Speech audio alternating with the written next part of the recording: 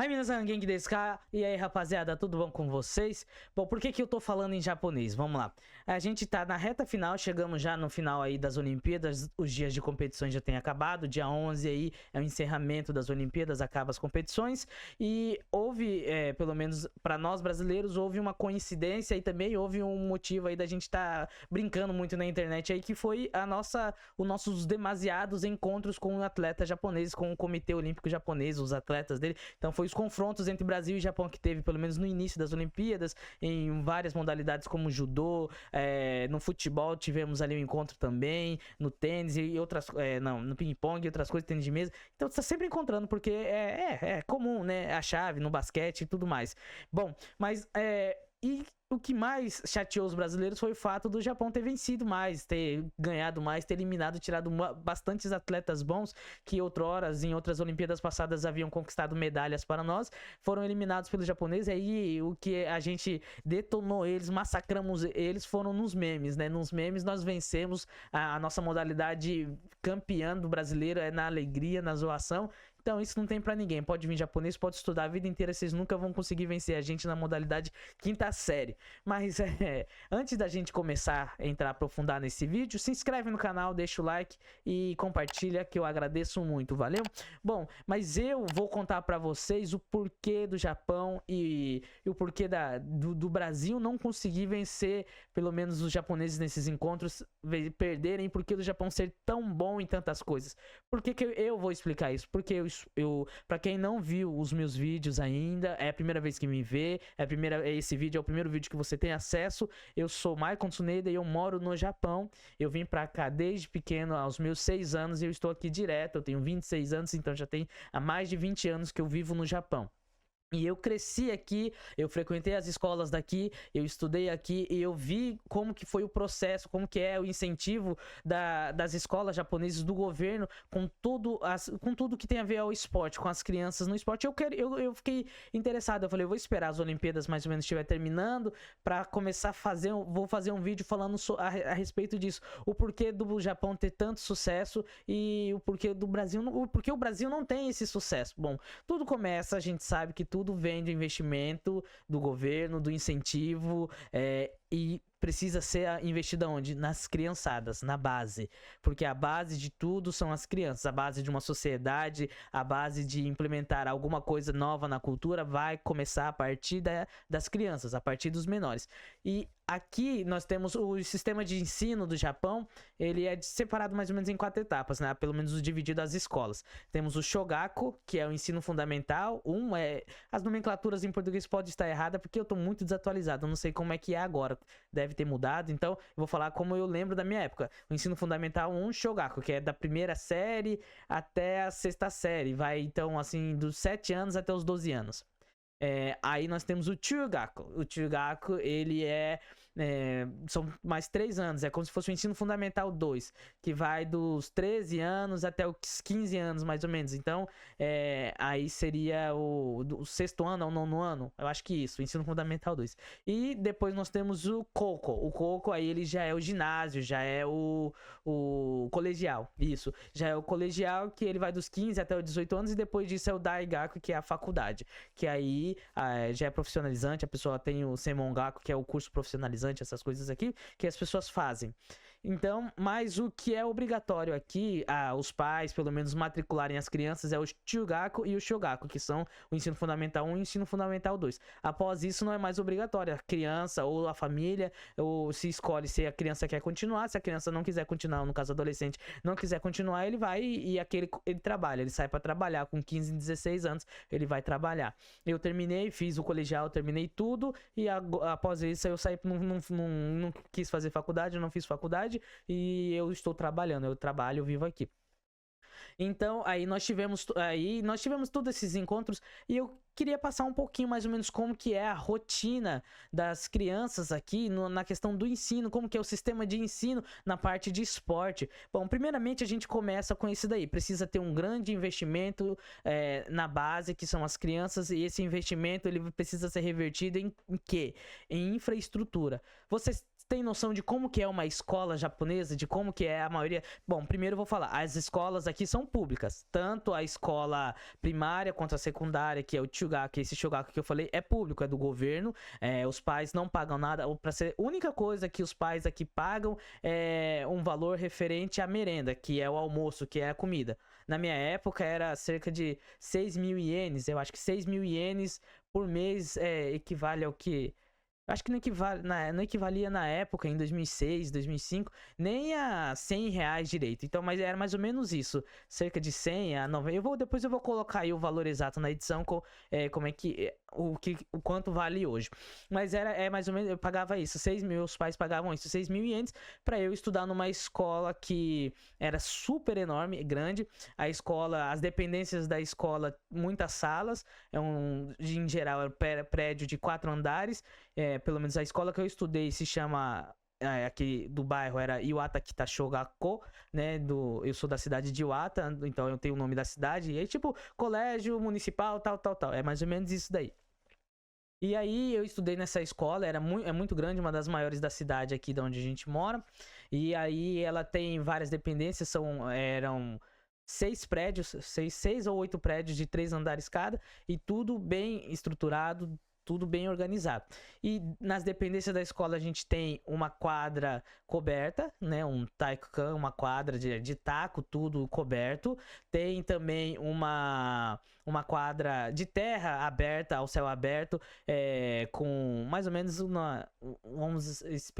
o tamanho, meia quadra olímpica. Ela tem as saias, tudo, só que era de terra, meio de pedra com os cascalhinhos, tudo isso. E tem uma piscina para criança maior e para criança menor, uma piscina de 25 metros, né? Não é uma piscina olímpica, mas de 25 metros. E é isso, essas são os mais importantes. Tem algumas outras escolas mais pra frente na parte do Chugaku, que aí já tem quadra de tênis, já vai especificando, tem outros tipos de modalidade. Mas a quadra coberta, ela é tanto pra vôlei, pra basquete e pra outras coisas, né? O auditório também tem um auditório que fica na quadra pra apresentações e tanto mais. Então vamos lá dizer.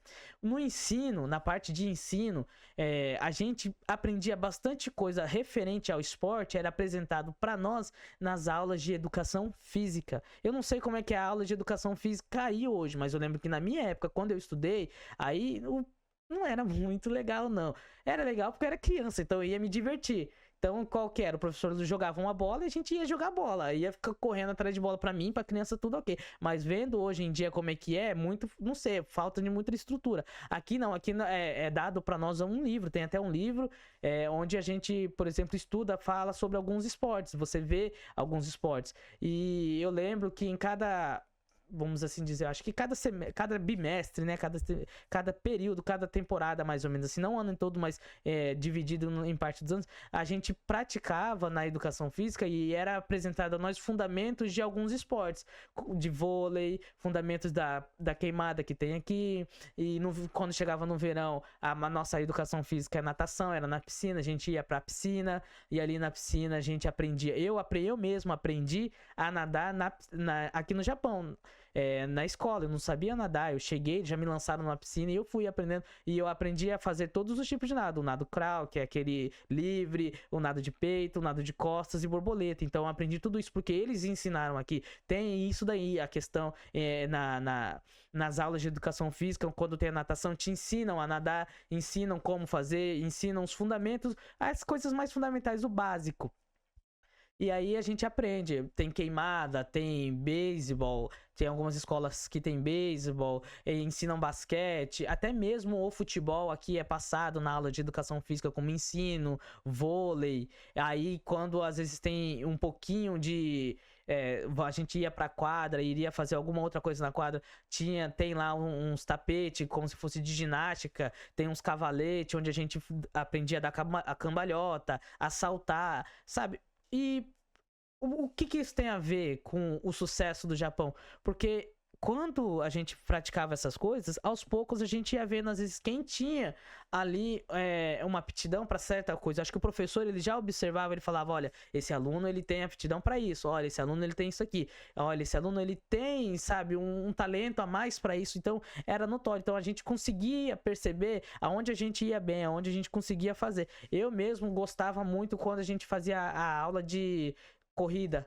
né? Aqui tem corrida, a gente fazia corrida 50 metros livre, revezamento 4x4, a gente fazia fazia na escola, corrida com 50 metros com barreira, a gente aprendia. Tudo isso na aula de educação física. Esse era a nossa aula de educação física. 50 metros com barreira, fazia. Como que era? Outra coisa. Fazia um monte de coisa, cara. Eu lembro, que faz muito tempo.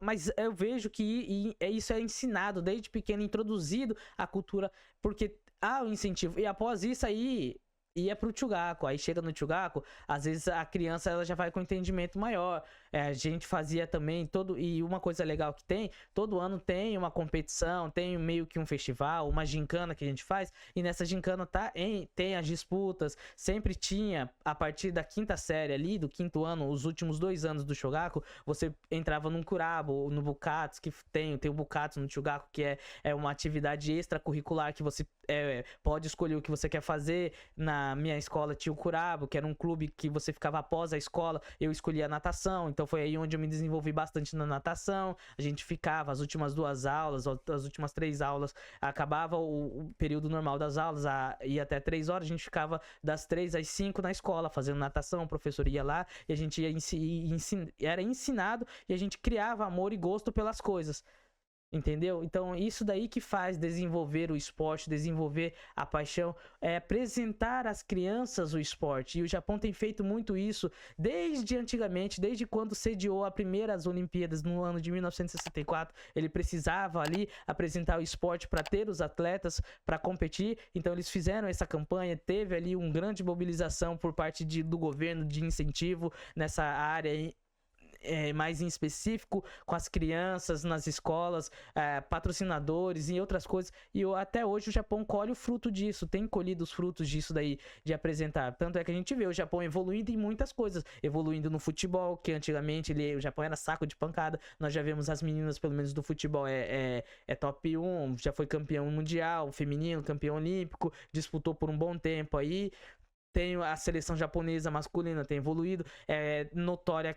É comum a gente ver jogador japonês, nome japonês, como o Minamino, o Kubo, o Mitoma, Osako, o Sakai, tem o Tomiyasu, que tá jogando em grandes times da Europa, da Premier, da Espanha, sendo protagonistas até em um certo momento. Então a gente vê, antigamente não era tão visto assim, saindo jogadores do Japão. Então aos poucos o Japão tem evoluído, a gente vê a seleção japonesa batendo, lutando de frente a frente com muitas seleções. Na última Copa do Mundo, o Japão só não avançou mais porque ainda falta neles alguma malícia, aquela coisa de entender mais. Eles são muito dedicados na tática, eles são muito centrados, mas falta mais aquele lapidar, aquela malícia, aquela coisa de brasileiro. Se o brasileiro tivesse a dedicação que o japonês tem em aprender algumas coisas, mas o dom, o talento e a malícia, tô falando na parte do futebol, o Brasil ia ser top e mais vitorioso do que ele já é.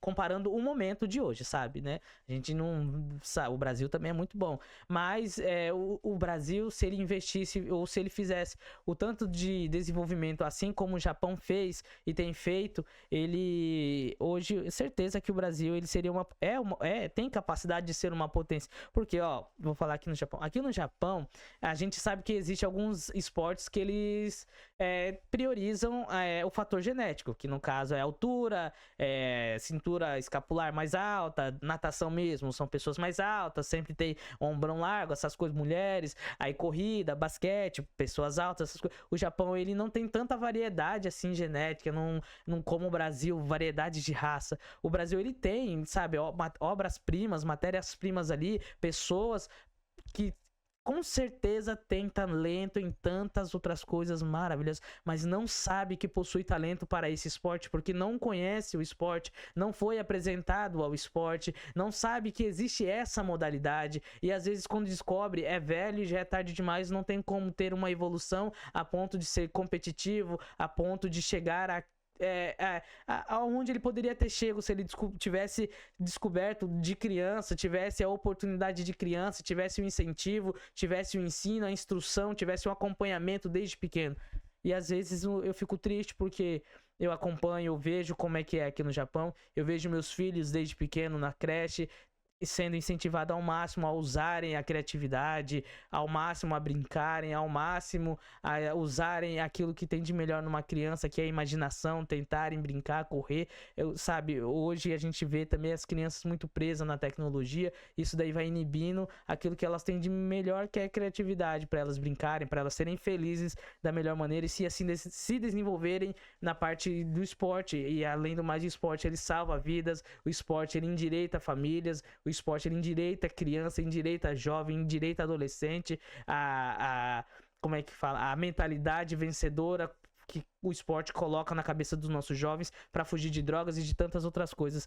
Eu espero um dia que o Brasil acorde para isso, em que a gente também, como brasileiro, apoie mais os nossos atletas, que não seja somente de em 4 em 4 anos na época das Olimpíadas.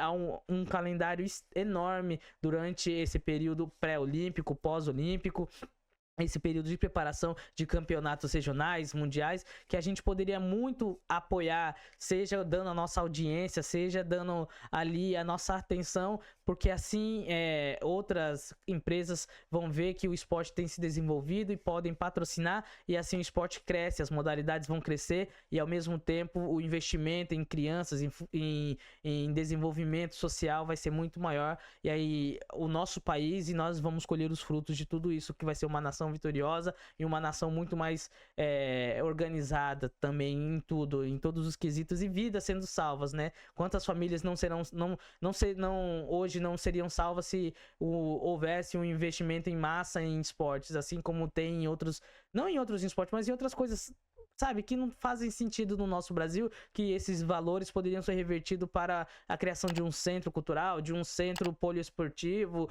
de desenvolvimento, ou até mesmo se mudassem um pouco a grade de ensino na parte de educação física para ter esse incentivo. Mas eu sei que tudo é muito difícil, é muito complexo, é muito fácil, é muito utópico a gente chegar e lançar várias ideias, vários pensamentos e falar, vamos fazer assim. Não dá, o buraco é muito mais embaixo para o nosso Brasil. Mas eu ainda acredito que um dia a gente vai pra frente. O Brasil tem tudo, tem potencial. Bom, eu espero que você tenha gostado do vídeo. Eu expus um pouquinho da minha vida e do que eu vivi e do que eu tenho vivido. E espero que você compartilhe com as pessoas, para que as pessoas possam conhecer um pouco mais da realidade das crianças japonesas e possam almejar isso para nós, o povo brasileiro. Valeu, é nóis!